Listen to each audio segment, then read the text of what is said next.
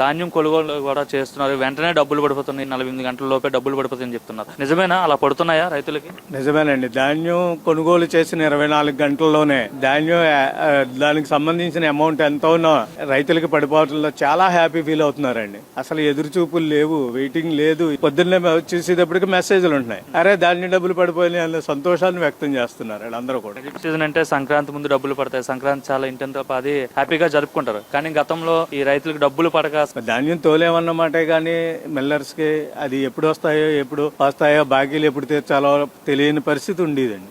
ప్రతి రైతు బ్యాంకులో రుణం లేకపోతే చేయబదులు చేసి వ్యవసాయం చేస్తూ ఉంటాడు. కానీ ఆ డబ్బులు ఎప్పుడు వస్తాయో తెలియదు, ఎప్పుడు ఇస్తామో తెలియదు, వడ్డీలు కట్టాలి. ఈ వ్యవసాయం ఒక దండగానే భావన గత ప్రభుత్వ హయాంలో జనానికి వచ్చింది. మరి ఇప్పుడు చంద్రబాబు గారి ప్రభుత్వంలో రైతులంతా హ్యాపీయేనా ప్రస్తుతం? ఇప్పటి వరకు అయితే చాలా హ్యాపీ అండి. ముందు కూడా హ్యాపీగానే ఉంటారు. రైతు బాగుంటేనే రాష్ట్రం